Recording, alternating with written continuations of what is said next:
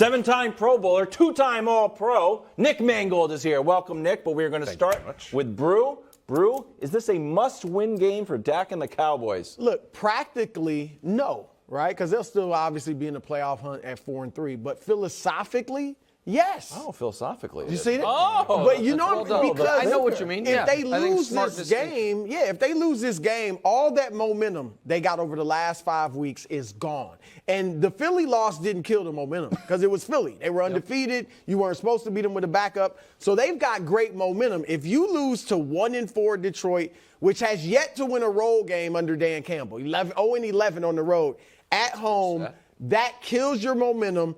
And then secondly, it re-sparks among some of the public. Obviously, Dallas coaches. We're above it. Well, yeah, we are, but we think it's Dak. But among some of the public, they will say, hey, Cooper Rush beat the Rams, he beat the Bengals, he beat the 5-1 Giants, and Dak, who scored 3 points against Tom Brady's Tampa Bay Buccaneers, lost to the Lions, the worst defense in the league. So it will spark all of that.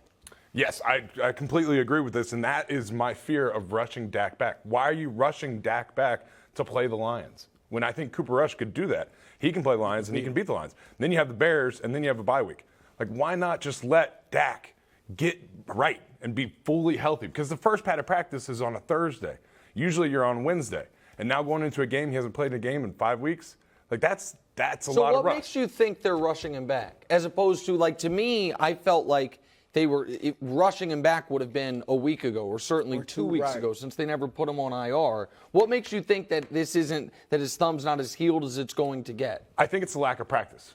I think if they would have given him a week of practice, let him get back into it, let Cooper Rush deal with the Lions, and then you could start talking about, like, all right, he looks good in practice, let's get him out there. Right now, you're not really seeing what Dak has to offer when you know what you have in Cooper Rush. So here's what I think is interesting about this game, because I think that people will freak out if they lose to the Lions. Yeah. And I don't think they should. I don't think Lions are a bad team. So let me make the case the Lions are a touch underrated right now by the general public. So they play Philly, they lose by 3. They play Minnesota, they have Minnesota beat and they blow that game. They have the best offensive line, arguably, in football. Jared Goff's been sacked 7 times. They've spent money on that offensive line. They're coming off a bye, so that helps them. They're coming off, prior to the bye, their worst game of the year, which I actually think also helps them to a degree because they have a level of desperation. And when they looked so terrible against your Patriots, no DeAndre Swift, and Amon-Ra St. Brown was playing, but he was hampered. They're 2 best offensive players. I think Detroit is better than its record suggests. And I think Detroit, because Dallas, unless the offense becomes explosive, which it has not been yet all year, I know Dak hasn't been there, Dallas's way of winning football games is dominating you with their front 7. Detroit, the one thing they've shown this year is, except for that Patriot game, their offensive line's not going to get dominated. Yep. You're not going to get a bunch of quarterback hits, pressures, and turnovers on this team. So I think that in a weird way, it would be better for the Cowboys, the narrative surrounding the Cowboys, if the Lions were considered better than the general public considers them. I don't think they're a terrible football team. So I wouldn't be shocked at all if Dallas loses this game and people way overreact to it. See, I think they could win, too. They're second in yards per game. They got 411. They're the 3rd highest scoring offense. It's Chiefs, Bills, Lions, Eagles. It's just weird. That being said, if they lose, to see Dan Campbell and the Lions celebrating in Dallas, it's going to just be a bad visual, and people are going to get into it. So I still think they're going to put up points, which is my question to you, Nick. Micah Parsons been like the game wrecker, right? Mm-hmm. If you were playing I'm going to put you on the Lions in this case. You're playing for the Lions. Are you always aware of where Micah Parsons is? Like, what's your plan to kind of neutralize Micah Parsons? Yeah, you definitely have to be aware, and I think that's a big key of the preparation. That's why I think the Lions, to your point, have a little bit of an advantage here. They've had 2 weeks to prepare for this, coming off the bye. So now knowing, like, all right, when he's over here, this is what he's going to do. If he's lined up over here, this is what he's going to do. These things all play into it, and they're going to be laser focused on where he is so he doesn't wreck the game for him. It sounds like I've got 3 guys on this desk picking the Lions.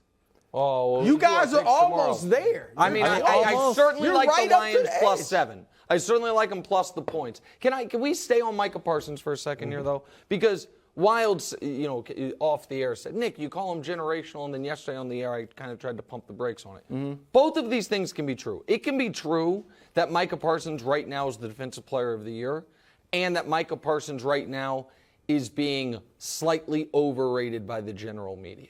So I look at like pass rushers, like great pass rushers, it's like steps. And we have Micah Parsons, we have put on the final step, the last boss, Lawrence Taylor.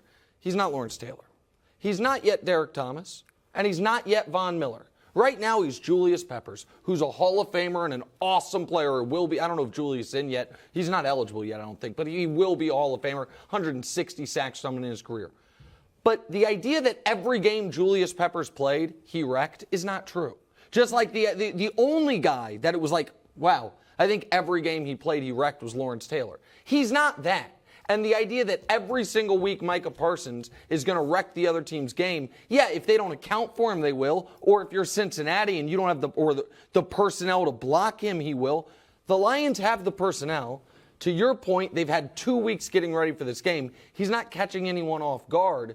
And I'm just curious, how good is the Dallas defense if it's not getting constant pressure on the other team's quarterback? We haven't really seen that circumstance, except for the Eagles game, I guess, because they have been getting constant pressure on the other team's quarterback. But now you have an offensive line almost as good as Philly's against a team that I think has an explosive running back in Swift. I think this is not going to be the Micah Parsons, DeMarcus Lawrence show that everyone seems to expect. So if Parsons does wreck this game, though, knowing how good Detroit's line is, knowing they've had all that time to prepare for him, then what will you say about it? I mean, then maybe he moves up to the Von Miller step. I mean, I still think Lawrence Taylor is... he's arguably the best player ever. I would be hard-pressed to believe anyone's been like, oh, he's LT. Well, I don't know. You don't hear that comp a lot? That he's the modern Lawrence Taylor? We say it a lot, I mean, I think people say... I have said it. I mean... Not that he's but it's not just Brew. I wouldn't pick on you, Brew. I mean, it's what people keep throwing out there. I say it about Matthew Judon a lot in meetings. You guys don't let me say it on air. But. Thanks for watching. Subscribe here to get more from the show and to check out clips from other shows on FS1.